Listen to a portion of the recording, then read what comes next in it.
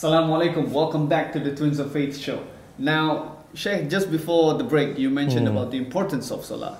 But a lot of people don't really get it. A lot of people don't drive this point home. It doesn't really strike them. So, Sheikh, what would happen to us if we don't pray the 5 daily prayers? Practical aspect.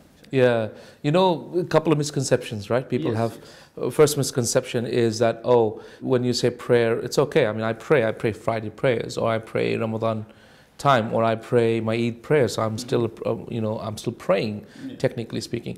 Others, they say, well, you know what, prayer is really in the heart. As long as I'm intending my prayer, that's good enough. Others say they have other misconceptions, like if you say the Friday prayer, this makes up for all your other prayers, So these sort of silly misconceptions people have, or they say, Laylat al-Qadr, or Laylat al-Shab Barat, for example, on Laylat al-Mi'raj, for example, if you go and pray that night, then makes up for all your prayers. All of these sort of misconceptions and lies, actually fabrications really. With all due respect, this is not the case. Let me give you one simple point that will illustrate to you how serious this issue is. Ibn al-Qayyim rahimahullah, he said, and listen to this very, very carefully, this is really, really important. He said, someone who does not pray, according to all the scholars of Islam, so all of the scholars of all the different madhabs in Islam, right, they consider someone who does not pray to be worse than someone who steals, worse than someone who kills, someone steals and kills, someone who fornicates, and someone who does all of the 3 things at the same time. SubhanAllah.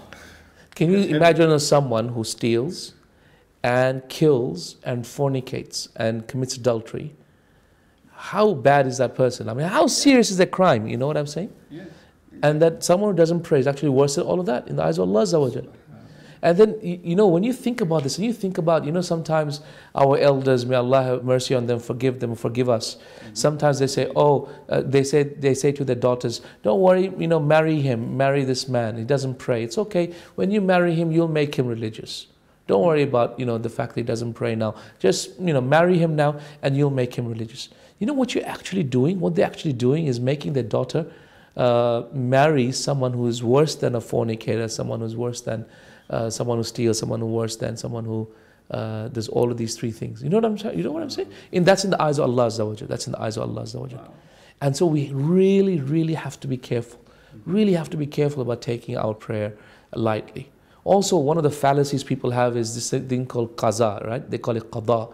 So qaza, you know what they mean by that? They mean that, it's okay, I haven't prayed on time, I'll pray later on when I come back. So sometimes what people do is they will delay the dhuhr until asr time, or dhuhr, asr, maghrib, isha. They'll pray all at one go when they come back from work, All of this is batil, all of this is disbelief. A person who prays qada without excuse, and a valid excuse is not like, I can't be bothered, I can't find a place to pray, I'm at work, how can I pray, how can I put my feet on top of the basin and wash my feet, things like that makes people not want to pray, right? This is the mere fact that they can't put their leg on the basin to wash, etc., stop them from praying. So my point is, these are not valid excuses at all.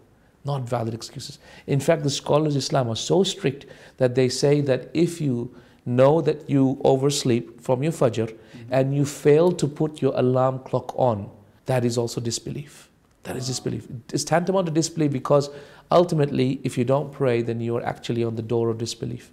So, Akhil Kareem, the point I'm trying to make is Salah is very, very important. Salah is important. It is not optional. It's not something which can only be done when you become old. It's not something that you can make up for if you miss it. If you miss one prayer, you can never make up for it. Never make up for it. It's very important. And a prayer is in limited time, set time.